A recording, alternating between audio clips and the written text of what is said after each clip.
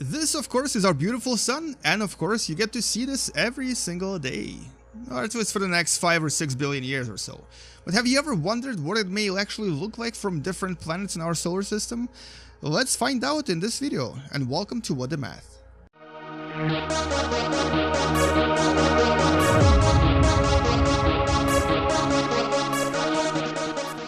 And so here I was browsing the internet, and when I found an article from no other than Huffington Post. I never really read that newspaper, but they had an article that basically talked about the possibility of looking at our sun from various planets. And there was actually an artist they mentioned by the name of Ron Miller, whose illustrations I'm going to be showing you in this video, because they're actually pretty beautiful. But yeah, so he designed these illustrations using some sort of a 3D graphics program, and he kind of imagined what it might look like if you look at our sun from various objects in our solar system, starting of course with Mercury. So let's find out what would this beautiful object be like from Mercury. And of course, being the closest object to our sun, it is going to be very, very bright, and you're about to see what this is. So this is what the sun is like from Mercury. Now, this may not seem very different from what it's like on Earth when we get to actually go on Earth, but let's land first so you can actually see what it's like on the actual surface. And so here we are standing on the surface of Mercury, looking into the sky and seeing this very, very bright object. And this is actually what Ron Miller imagined it as well in his particular image. So you kind of see it doesn't really look the same, but at the same time, we don't really know if any of these are as realistic as they really are in real life, because in real life it might be completely different, because Mercury does have a very, very, very, very, very thin atmosphere. There might be a little bit of refraction that we don't really see here. And because the sun is so close to us, it might be even more blindingly bright than it currently is right here. It might actually be something like this, and my apologies for making your eyes hurt right now. Anyway, let's go to the next planet, Venus. And so let's actually look at the picture of Venus according to Ron Miller first.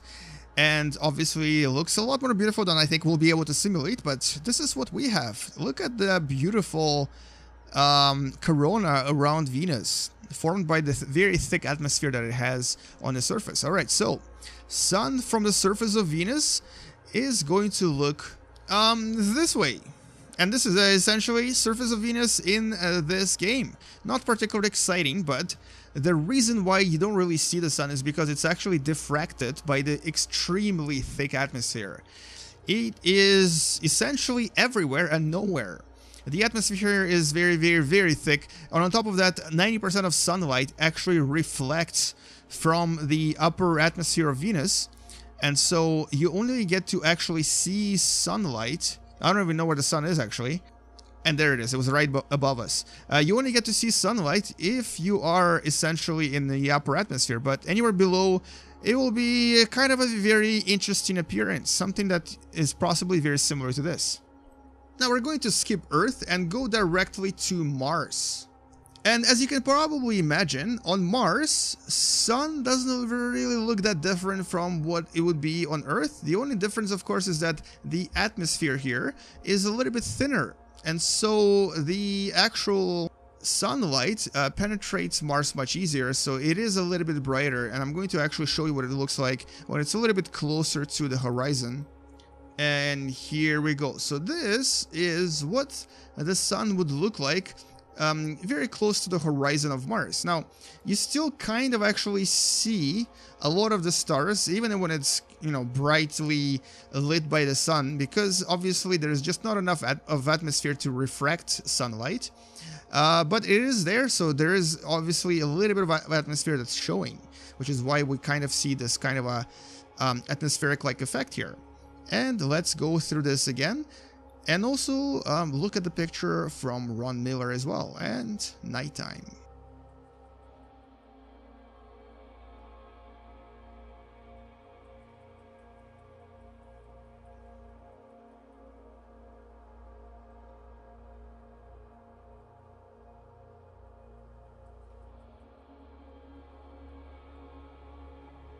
And when it comes to Jupiter, instead of actually looking at the sun from Jupiter, which would be kind of difficult because it is a gas giant, we instead are going to go to its moon Europa, which is a moon that we are very, very interested in. It's a moon that possibly has a liquid ocean underneath.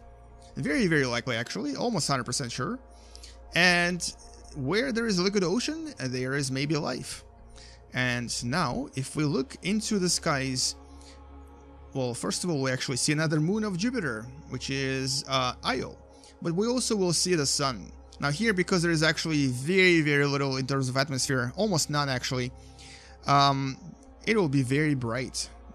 Now I'm going to wait until it gets closer to the horizon again, because I want to actually show you what it looks like when it's very, very close to the horizon. And we'll actually have Jupiter in the background as well.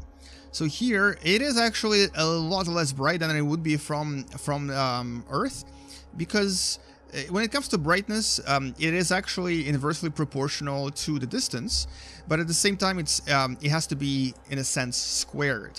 What it means is that, for example, if an object is 5 meters away from you and is brightness of 1, then another object, similar object, that is twice as far away will be 4 times less bright. So in other words, because Jupiter is approximately 5 astronomical units away from the Sun, or actually a little bit more than that, it is about 25, the Sun is about 25 times less bright here. So it is not as bright as you would think. And you can even see the beautiful tiny rings of Jupiter orbiting around it. And let's wait for the night and also look at the representation of this from the artist as well.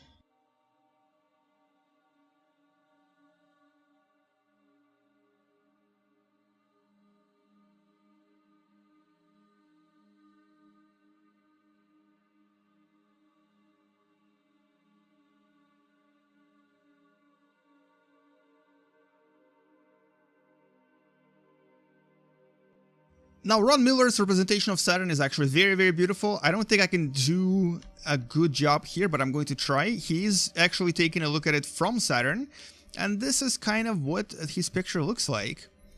Now, this is what mine looks like. I guess kind of similar.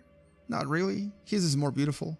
But this is essentially the Sun as it is in Space Engine, or I guess as it would be in real life in a sense. And this is what it looks like from Saturn. So still quite bright, still quite big, but obviously not as bright as it is on Earth. And in terms of brightness, it's about, I don't know, 80-ish times less bright, less luminous than it is from Earth. But still very, very beautiful, and does create quite a lot of really awesome effects, including light effects on this beautiful planet. And now we're standing on Ariel, which is one of the moons of Uranus, which you see in the background right there. And we're approaching, or I guess the Sun is approaching the horizon once again. It is now a lot farther away than it was before. And obviously it's a lot less dim as well, but still provides just enough sunlight to create a kind of an interesting effect here. Now, Ariel, as you can see, is not very, very big. It's actually a relatively small object. It's only, in terms of diameter, it's only about 1,000 kilometers. But the Sun here creates just enough light, or provides just enough light for it to be quite easily seen with a telescope. And there is the Sun, and there is Neptune, and this is what it looks like. Now take a look at the same picture from Ron Miller.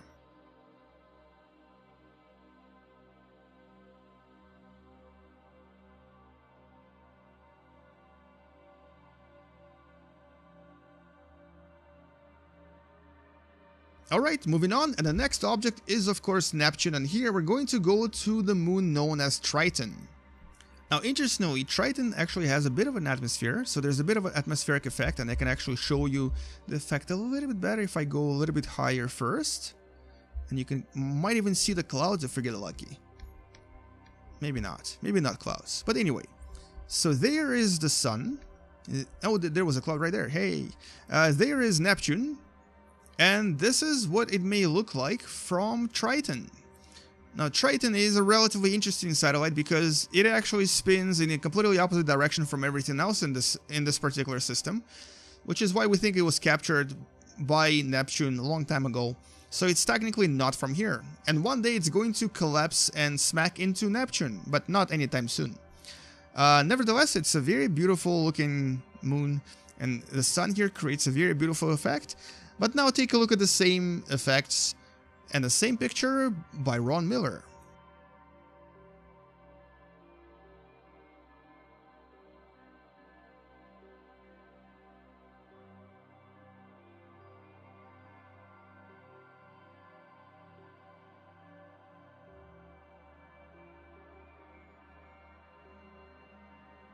And the last but not least, and technically not a planet, but of course still a planet in my heart, is of course Pluto and his beautiful satellite Charon.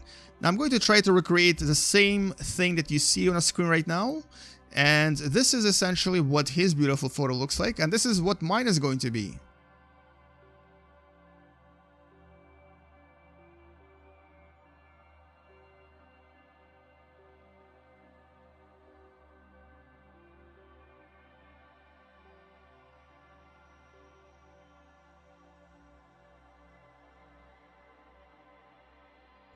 Now remember, we now know that Pluto does have a very thin atmosphere as well, and which is why there is a bit of an atmospheric effect here.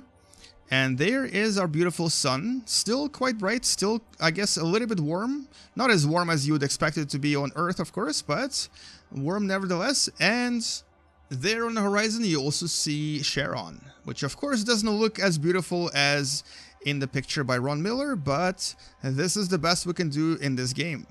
And there is the sun, and let's try to position them so we can actually see both and wait for the sunset.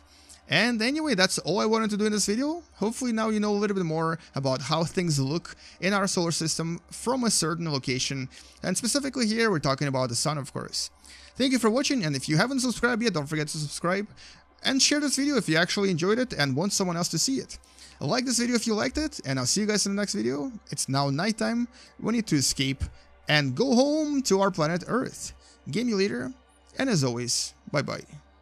And there is the atmospheric layer that you can see. Such a beautiful dwarf planet. Although technically still a planet in my heart.